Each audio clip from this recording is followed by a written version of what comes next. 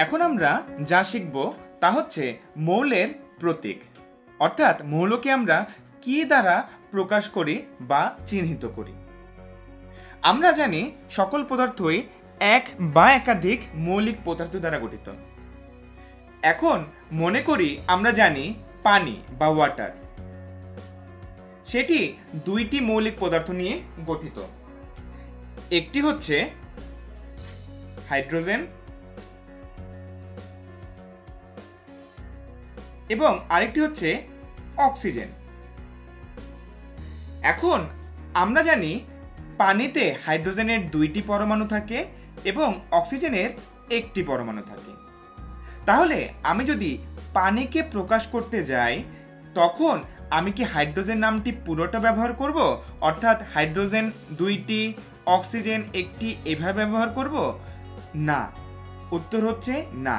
অর্থাৎ আমি যদি এইভাবে লিখি হাইড্রোজেন যেহেতু দুইটি আছে দুই এবং অক্সিজেন একটি আছে সুতরাং এক, তাহলে বিষয়টি আমাদের জন্য এফিশিয়েন্ট হয় না বা দক্ষ হয় না। অর্থাৎ এইভাবে লিখলে, অর্থাৎ পানিকে যদি আমরা এইভাবে প্রকাশ করি তাহলে আমাদের জন্য যখন আমরা বিভিন্ন কেমিক্যাল কম্পাউন্ডস বা রাসায়নিক যৌগ নিয়ে আলোচনা করব তখন আমাদের জন্য খুবই কষ্টসাধ্য হয় এই ওয়াটারকে প্রকাশ করতে। অর্থাৎ এইভাবে প্রকাশ করাটা আমাদের জন্য খুবই কষ্টসাধ্য। এই কষ্টটা দূর করার জন্যই রসায়নবিদরা যে কাজটি করলেন, প্রত্যেকটি মৌলকেই এক বা একাধিক অ্যালফাবেট দ্বারা প্রকাশ করার একটি নিয়ম উদ্ভাবন করলেন। অর্থাৎ প্রত্যেকটি মৌলকে এক বা একাধিক অ্যালফাবেট বা লেটার দ্বারা তারা প্রকাশ করার একটি নিয়ম উদ্ভাবন করলেন। তাহলে সেই উদ্ভাবনটা কি এবং কিভাবে আমরা বিভিন্ন মৌলের প্রতীক বের করতে পারি? সেই নিয়ম অনুযায়ী হাইড্রোজেনকে বা অন্য যে কোনো মৌলিক পদার্থকে প্রকাশ করা হয় তার নামের শুরুর অক্ষর দ্বারা, অর্থাৎ এইচ। যেমন হাইড্রোজেনকে প্রকাশ করা হয় এইচ দ্বারা। আবার একইভাবে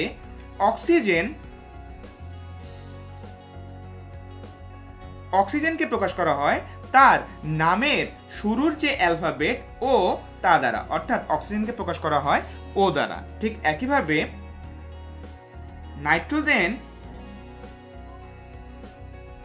কে প্রকাশ করা হয় এন দ্বারা, অর্থাৎ তার নামের শুরুর অক্ষর এন দ্বারা।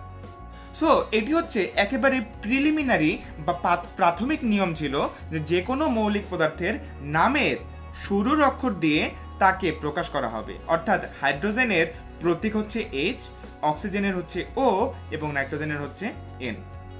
কিন্তু পরবর্তীতে কিছু প্রবলেম দেখা গেল। যেমন হিলিয়াম, যখন হিলিয়ামের নামকরণ করা হচ্ছে তখন তোমরা যদি একটু খেয়াল করো তাহলে দেখতে পাবে হিলিয়ামের শুরুর অক্ষর হচ্ছে এইচ। এখন হাইড্রোজেনের শুরুর অক্ষর এইচ, তাকে আমরা এইচ দ্বারা প্রকাশ করেছি। এখন হিলিয়ামের শুরুর অক্ষর এইচ, তাহলে তো আমি এইচ দ্বারা প্রকাশ করতে পারবো না। সুতরাং যে কাজটি করা হলো, যে সকল নামের প্রথম অক্ষর এমন অক্ষর দিয়ে শুরু যার নামকরণ আগেই করা হয়ে গিয়েছে তাদের ক্ষেত্রে পরের অক্ষর নিয়ে নামকরণ করা হচ্ছে। অর্থাৎ হিলিয়ামের প্রতীক হবে এইচ ই। এর মধ্যে নিয়মটি হচ্ছে যখনই কোনো মৌলের প্রতীকে দুইটি বা তার চেয়ে বেশি অক্ষর থাকবে তখন প্রথম অক্ষর হবে বড় হাতে অর্থাৎ ক্যাপিটাল লেটারে এবং তার পরের অক্ষর হবে স্মল লেটারে, অর্থাৎ এইচ বড় হাতের এবং ই ছোট হাতের। এইচ ই এটি হচ্ছে হিলিয়ামের প্রতীক। ঠিক একইভাবে আমরা যদি নিয়নের কথা বলি, নিয়নও এন দ্বারা শুরু হয়েছে। এখন আবারও নাইট্রোজেন কে এন দ্বারা প্রকাশ করা হয়, তাহলে অবশ্যই নিয়নকে এন দ্বারা প্রকাশ করা যাবে না। তাহলে কি করতে হবে, তার পরের অক্ষরটি নিতে হবে এন ই। তাহলে কি করব, নিয়নের প্রতীক হচ্ছে এন ই, এর মধ্যে প্রথম অক্ষরটিকে লিখব আমি ক্যাপিটাল লেটারে এবং পরের অক্ষরটিকে লিখব স্মল লেটারে অর্থাৎ এন ই। এর পরের ধাপে যে কাজটি করা হলো, কিছু কিছু পদার্থের জন্য যে কাজটি করা হলো তাদের ক্ষেত্রে, যেমন ক্লোরিনের ক্ষেত্রে এবার কি করা হবে?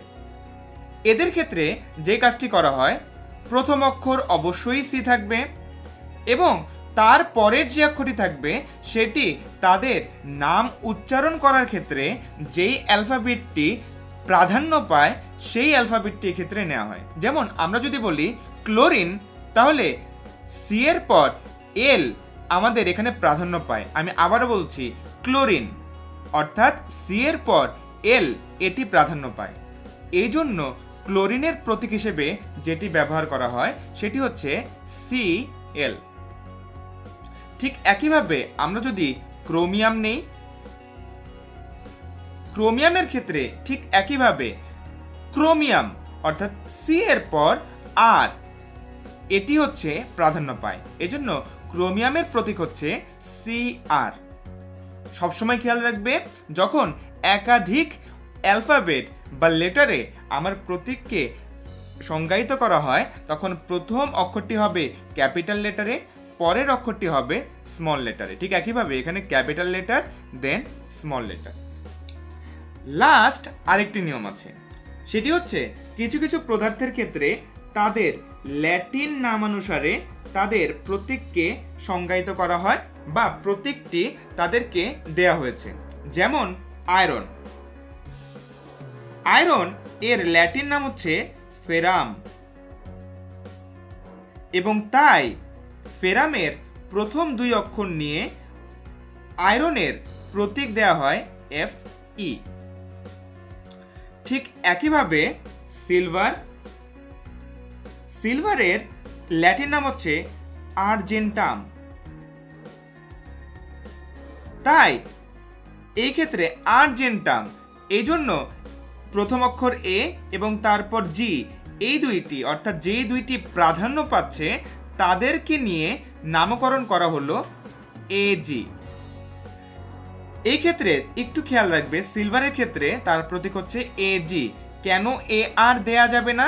কারণ সিলভার এর প্রতীক ডিনোট করার আগে আরেকটি মৌলিক পদার্থ যার নাম হচ্ছে আর্গন, তাকে তার নামে প্রথম দুই অক্ষর নিয়ে Ar প্রতীক দেয়া হয়ে গিয়েছে। সুতরাং অবশ্যই সিলভারের নাম Ar দেয়া যাবে না। তাই যে কাজটি করা হলো, উচ্চারণ করতে গিয়ে যেই অক্ষরটি প্রাধান্য পাচ্ছে, যেমন আর্জেন্টাম অর্থাৎ এ আর জি প্রাধান্য পাচ্ছে, সুতরাং এই দুইটি নিয়ে তাদের প্রতীক দেয়া হলো।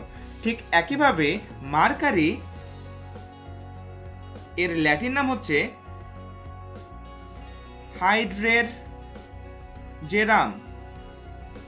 আবারও যেই দুইটি প্রাধান্য পাচ্ছে এইচ আর জি, এই দুইটি নিয়ে তাদের প্রতীক দেয়া হলো Hg। সুতরাং তোমরা দেখলে আমরা কিভাবে মৌলের প্রতীককে কোনো একটি মৌলের প্রতীক তাকে দিয়ে থাকি বা দেয়া হয়ে থাকে। বিশেষ করে রসায়নবিদরা কিভাবে এই কাজটি করেছে। প্রথমত নামের প্রথম অক্ষর অনুসারে আমরা নামকরণ করব, দেন যখন নামের প্রথম অক্ষর দিয়ে অন্য কোনো মৌলের প্রতীক দেয়া হয়ে গিয়েছে সেক্ষেত্রে নামের দ্বিতীয় অক্ষর নিব, তারপর উচ্চারণ করতে গিয়ে যেই অক্ষরটি প্রাধান্য পায় তাকে নিব, যেমন ক্লোরিন, সুতরাং সি এর পর এল প্রাধান্য পাচ্ছে তাই ক্লোরিন। আর কিছু কিছু মৌলিক পদার্থের ক্ষেত্রে তাদের ল্যাটিন নামানুসারে তাদের নামকরণ করা হয়, যেমন iron ferrum Fe, silver argentum Ag, mercury hydrargyrum Hg।